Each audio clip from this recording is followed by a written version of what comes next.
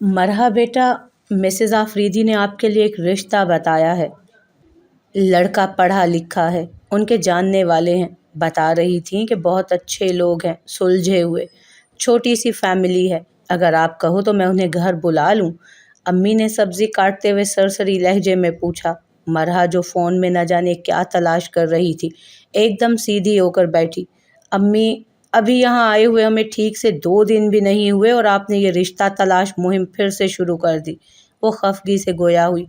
फरीहा बेगम के सरसरी लहजे में पूछे जाने वाले सवाल के पीछे की तमाम तर कार्रवाई से वो अच्छी तरह वाकिफ थी।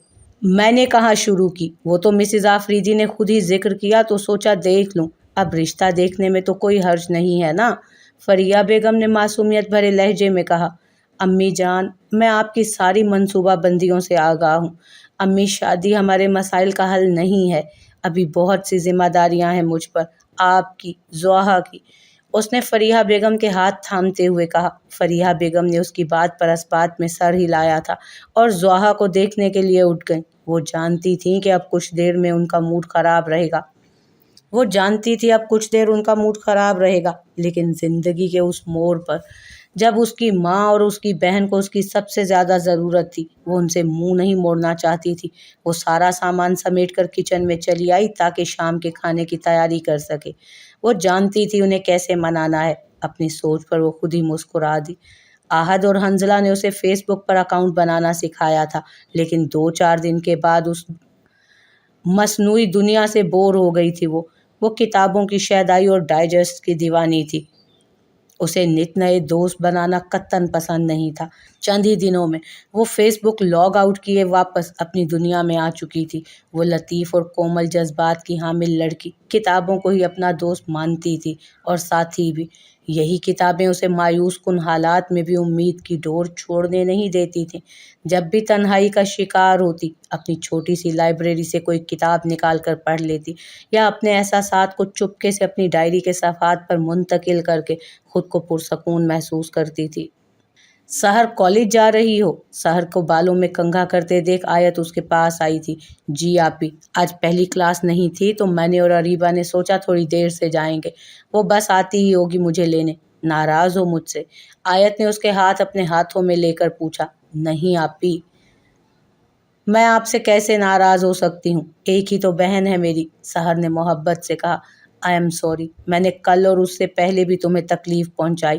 रात को उमैर से बात करने के बाद आयत को शिद्दत से अपनी गलती का एहसास हुआ था। नहीं आपी, इट्स ओके, मैं आपसे बिल्कुल भी खफा नहीं। सहर मुस्कुराई थी। आयत के दिल पर से कोई बोझ सरका था। अच्छा आपी, मैं चलती हूँ, शाम में बैठकर बहुत सी बातें करेंगे। आयत ने असबात में सर हिलाया। वो जा चुकी थी, लेकिन आयत अभी भी वहीं खड़ी अपने रवैये के बारे में सोच रही थी। सहर और उसकी उम्र में तवील वक्फा होने के सबब वो कभी भी बहुत अच्छी दोस्त नहीं रही थी, लेकिन वो जानती थी कि सहर उसे हमेशा से आइडियलाइज करती है, उस जैसा बनने की कोशिश करती है। लेकिन दिन ब दिन उसका ख़राब होता रवैया उन दोनों के दरमियान एक अनदेखी दीवार हाइल कर रहा था, जिसे आयत ने आज गिराने की कोशिश की थी।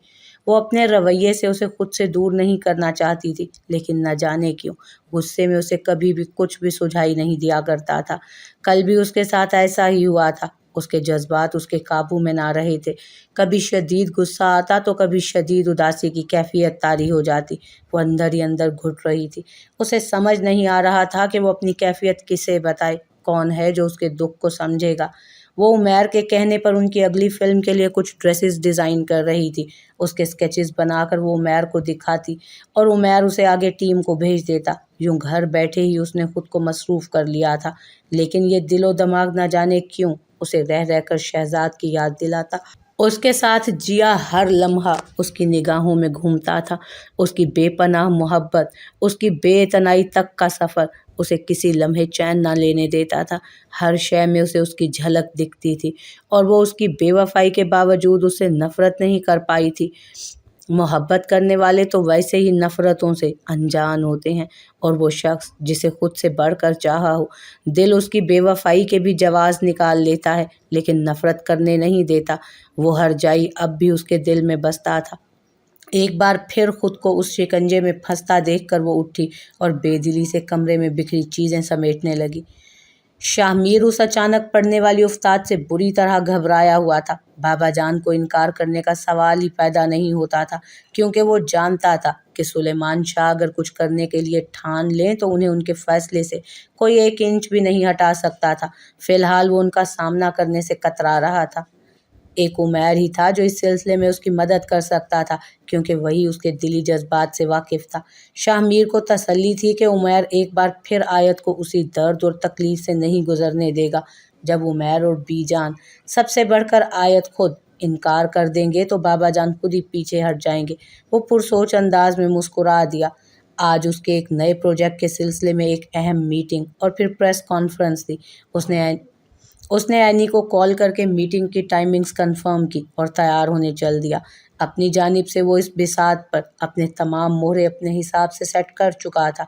मुतमईन था कि बाजी उसी के हक में जाने वाली है। वो सरशार था, लेकिन नहीं जानता था कि जब तकदीर अपनी चाल चलती है तो इंसान की बिछाई हर बिसात उलट जाती है और उसे मुंह की खानी पड़ती है। वो सोच चुका था कि वो सुलेमान अंकल से खुद बात करेगा। वो जानता था कि शाहमीर उन्हें खुद से उस लड़की के बारे में कभी नहीं बताएगा, लेकिन उसे ये करना था, अपने दोस्त के लिए और अपनी बहन के लिए भी। लंच टाइम में जब शाहमीर एक अहम मीटिंग में मसरूफ था, वो एनी को मुत्तला करता शाह हाउस आया था। तवक्को के ऐन मुताबिक आज सुलेमान अंकल उसे लॉन में ही अपनी मनपसंद जगह पर बैठे मिले, जो कॉफ़ी से लुत्फ अंदोज़ हो रहे थे। वो अक्सर उस वक्त अखबार और कॉफ़ी से बैक वक्त लुत्फ अंदोज़ होते। वो गाड़ी पोर्च में खड़ी करता उनकी तरफ आया। अस्सलामुअलैकुम अंकल। अरे उमैर बेटा, आओ बैठो। उन्होंने उसे बैठने का इशारा किया। रस्मी गुफ्तगू और हाल अहवाल जानने के बाद वो असल मुद्दे पर आया। वो यहाँ आ तो गया था, लेकिन अब उसे सुलेमान शाह से बात करना मुश्किल लग रहा था। अंकल, मुझे आपसे ज़रूरी बात करनी है। हाँ कहो बरखुरदार, सुन रहा हूँ मैं, उन्होंने शफकत से कहा। उमैर के तमहीद बांधने पर उन्होंने बगौर उसे देखा। वो जानता था उन्होंने आज तक उसमें और शामिर में कोई फ़र्क नहीं किया। ये रिश्ता भी वो सरासर खलूस नीयत और मोहब्बत से जोड़ना चाहते हैं। अंकल, आपने बीजान से शामिर और आयत की शादी के बारे में बात की? उसने सर झुकाते हुए कहा। अंकल, ये शादी नहीं हो सकती, उसने सर झुकाते हुए कहा। उसके हाथ एक दूसरे में पैवस्त थे और जूते की नोक से मुसलसल वो ज़मीन रगड़ रहा था। अपनी बात का कोई रद्द अमल ना देखते उसने निगाहें उठाकर उन्हें देखा जो उसी को घूर रहे थे। ये बात आपसे शाहमीर ने कही है? अगर वजह दोनों की उम्रों का फ़र्क है तो ये बात कोई मायने नहीं रखती। कोई और ठोस वजह है तो बताओ। अंकल, शाहमीर किसी और से मोहब्बत करता है। वो आयत से कैसे शादी कर सकता है? उसके जुमले बेरब्त मालूम हो रहे थे। और मोहब्बत मोहब्बत का जिक्र वो करना नहीं चाहता था। शाहमीर मुझे जान से मार देगा। उसने गहरा सांस लेकर खुद को पुरसकून करना चाहा, क्योंकि तीर अब कमान से निकल चुका था। देखें बेटा, ये जो मॉडल्स और अदाकाराएँ होती हैं ना, इन्हें घर बसाने में कोई दिलचस्पी नहीं होती। उन्हें लगा कि वो ऐसी ही किसी लड़की की जुल्फ़ का असीर हो गया होगा। नहीं नहीं अंकल, वो किसी मॉडल या अदाकारा से मोहब्बत नहीं करता, बल्कि वो लड़की तो शायद इस फील्ड से भी नहीं है। वैसे पसे पर्दा आप हमारी फील्ड की लड़कियों को गलत कह रहे हैं। उमैर ने बुरा सा मुंह बनाया था। हम तो वही कह रहे हैं बेटा जो आज तलक देखते आए हैं। ये बताइए बरखुरदार कि वो लड़की कौन है, और शाहमीर ने हमें उसके बारे में खुद क्यों नहीं बताया फिर? अंकल, दरअसल बात यह है कि शाहमीर उस लड़की को जानता नहीं। उसने उसे कहीं देखा है और उसे मोहब्बत कर बैठा है। सुलेमान शाह की घूरी ने उसे रुकने पर मजबूर किया। उसने खुश्क होते लबों पर जुबान फेरी। ज़रा खुलकर बताइए कि बिना किसी को जाने पहचाने ये मोहब्बत की कौन सी किस्म है जिसमें हमारे साहबजादे साहब मुब्तला हो चुके? उन्होंने कड़े तेवरों से फिर से इस्तफसार किया। उमैर को बात हाथ से निकलती दिखाई दे रही थी। या तो उसकी गर्दन सुलेमान शाह के हाथों में आने वाली थी, या बात बिगाड़ने पर शाहमीर ही उसकी जान ले लेता। मरता क्या न करता कि मिसदाक। उसने अलिफ से ये तक मुकम्मल कहानी सुलेमान शाह के गोश गुजार कर दी, और उनके मुताबिक उसे मोहब्बत नहीं हिमाकत कहते हैं। उमैर अपना सा मुँह लेकर रह गया। बेटा जी, आप अपनी बहन के मुखालिफ जाकर एक ऐसी लड़की की हिमायत करने आए हैं जिसे साहबजादे जानते तक नहीं। कौन है, कहाँ रहती है, कुछ इल्म नहीं। इससे बेहतर था कि मेरे पास आने की बजाय आप उसको शादी के लिए रजामंद करते। अंकल, शाहमीर उसे ढूंढ रहा है, मिल जाएगी वो। सुलेमान शाह का दिल चाह रहा था कि सामने बैठे वकील इस्तगासा की अच्छी तवाज़ो करें, लेकिन बचपन के दोस्त की मोहब्बत ने ऐसा करने ना दिया। आपको नहीं लगता कि ये फ़कत वक्त का ज़िया है? हमें आयत बेटी के बारे में सोचना चाहिए। आप तो भाई हैं उसके, और एक आप ही हैं जो शाहमीर को इस रिश्ते के लिए राज़ी कर सकते हैं। दोस्त के वकील नहीं, भाई बनकर सोचिए। आयत बेटी के मुस्तकबिल का सवाल है। मुझे भी अपने मरहूम दोस्त को मुंह दिखाना है। एक दफ़ा गेंद फिर उसके कोर्ट में डाल दी गई थी और यहाँ आने पर वो पछताया था। वो कुछ देर वहाँ बैठकर चला आया। सुलेमान अंकल की बात उसे इतनी गलत भी नहीं लगी थी। क्या मालूम शामिर उस लड़की को तलाश कर भी पाता है कि नहीं। कौन थी वो लड़की, कहाँ से आई थी, कोई भी कुछ भी तो नहीं जानता था। हो सकता है वो शादीशुदा हो या वो खुद ही इनकार कर दे, और अगर एक बार आयत से शादी हो जाए तो यकीनन वो उस लड़की को भूल भी जाएगा। शाहमीर अगर उस वक्त उसकी सोच जान लेता तो यकीनन उसे इक़दाम कत्ल के जुर्म में सारी ज़िंदगी जेल की सलाखों के पीछे काटनी पड़ती। वो मीटिंग के बाद अपनी फ़िल्म की प्रमोशन के सिलसिले में रखी गई प्रेस कॉन्फ्रेंस में शामिल होने आया था। बाकी सारी टीम उससे पहले ही पहुंच चुकी थी। उमैर का फ़ोन काफ़ी देर से बंद जा रहा था। वो सारे रास्ते उसका नंबर ट्राई करता हुआ आया। एनी ने उसे बताया कि वो किसी ज़रूरी काम से गया है, लेकिन फ़ोन बंद करने पर शाहमीर को हमेशा से उलझन होती थी। वो चाहता था कि वो जहाँ भी रहे उसे बता कर जाए।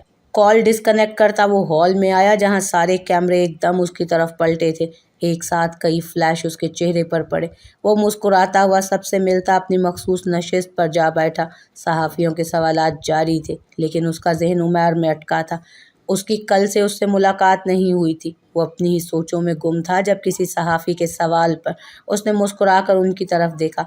सर, आप खुद किसी फ़िल्म में हीरो क्यों नहीं आते? यकीन करें, फ़िल्म सुपर हिट जाएगी। ये कोई लड़की थी। उसकी बात पर शामिर की मुस्कुराहट गहरी हुई थी। अभी इस बारे में सोचा नहीं। जब सोचूंगा तो सबसे पहले इस खबर से आपको ही मुत्तला करूंगा। सर, आपने अभी तक शादी क्यों नहीं की? किसी मनचले की तरफ से सवाल आया।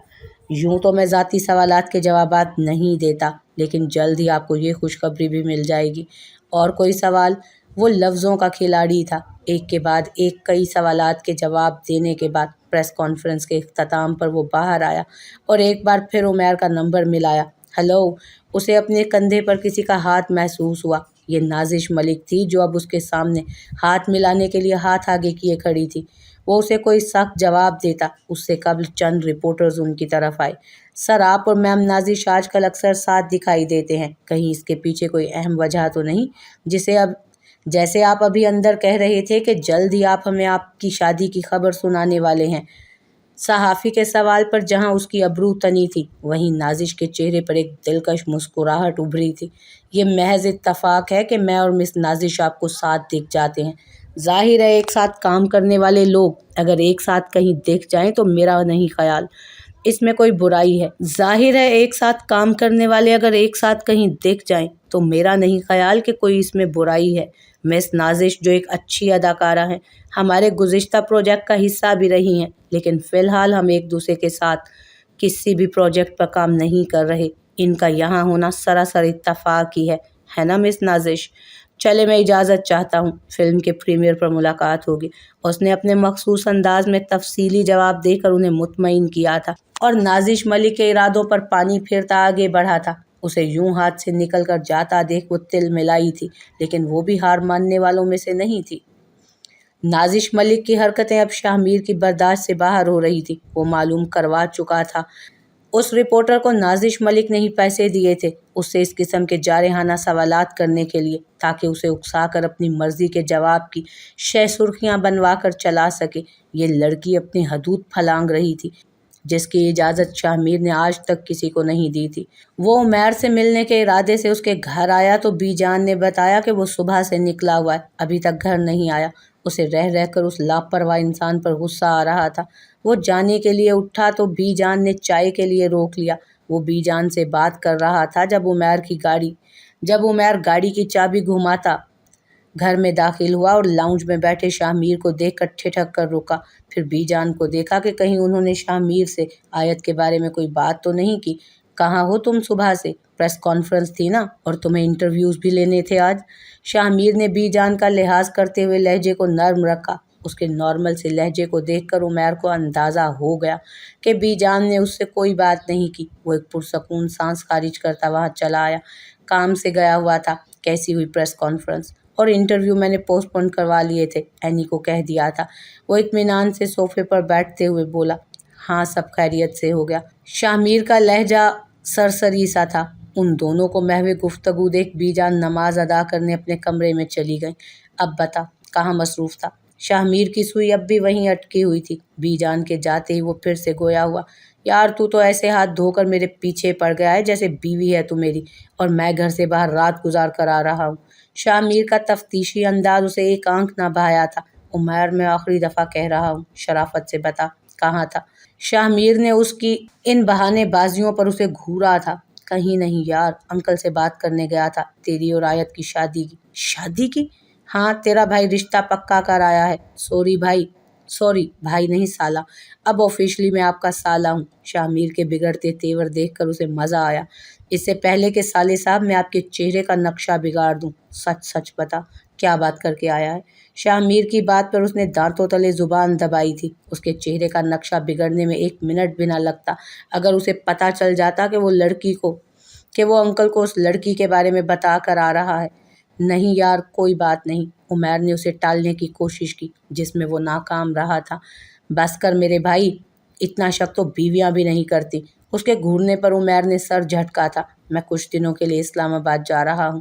کیوں؟ وہاں نہ تو کوئی میٹنگ ہے نہ شوٹ، تو تم کیوں جا رہے ہو وہاں؟ شاہ نے جس انداز سے اسے دیکھا وہ لمحہ بھر میں جان گیا تھا کہ وہ اپنی ادھوری تلاش کی تکمیل کے لیے جا رہا ہے۔ جانے کہاں کہاں وہ اس لڑکی کو تلاش کر چکا تھا جو اسے پہلی ہی نظر کے حصار میں ہمیشہ کے لیے قید کر گئی تھی۔ اس بار بھی کچھ حاصل نہ ہوا تو کیا کرو گے؟ دعا نہیں دے سکتے تو بد دعا تو مت دو۔ مانا کہ محبت میں وصل ہی سب کچھ نہیں ہوتا، فراق کی بھی اپنی ہی لذت ہے، لیکن کیا ہے نا، میں ادھوری محبتوں کا قائل نہیں ہوں۔ عمیر اسے دیکھ کر رہ گیا۔ کیا یہ شخص آیت کو خوش رکھ پائے گا؟ کیا آیت کو ایسے شخص کا ساتھ قبول ہوگا جو کسی اور سے بے پناہ محبت کرتا ہے؟ کیا یہ ان دونوں کے ساتھ زیادتی نہیں ہوگی؟ کئی سوچیں تھیں، کئی سوال تھے جن کے جواب عمیر کو تلاش کرنے تھے۔ وہ ان دونوں میں سے کسی کے ساتھ ناانصافی نہیں ہونے دے سکتا تھا۔ وہ دونوں ہی اس کے اپنے تھے۔ وہ شاہ کی بات پر مسکراتا اپنی جون میں واپس آیا۔ شاہ صاحب کیا بات ہے، بڑی گہری باتیں کرنے لگے ہیں آج کل آپ۔ اگلی فلم کے ڈائیلاگز آپ ہی سے نہ لکھوا لیں؟ شاہ نے کشن اٹھا کر اسے مارا تھا جو کسی صورت سنجیدہ ہونے پر آمادہ نہ تھا۔ شاہ اسلام آباد جا چکا تھا۔ عمیر چاہ کر بھی اسے نہ روک پایا۔ جانتا تھا کہ وہ نہیں رکے گا۔ اس لڑکی کی خاطر وہ کسی بھی حد تک جائے گا۔ کچھ تو ہے اس لڑکی میں، جس نے شاہ کو اسیر کر لیا۔ شاہ کو اسیر کر لینا معمولی بات نہیں تھی۔ شاہ کے جانے سے اس کی مصروفیات میں اضافہ ہو گیا تھا۔ آیت کی عدت کی مدت مکمل ہو چکی تھی۔ عمیر کو وہ اب پہلے سے پرسکون لگتی تھی۔ اسے پہلے والی آیت واپس مل گئی تھی جو اس کی بہن سے زیادہ اس کی دوست تھی، ڈاکٹر انیلا سے۔ سیشنز لینے کے بعد اس کی طبیعت میں کافی مثبت تبدیلیاں آئی تھیں۔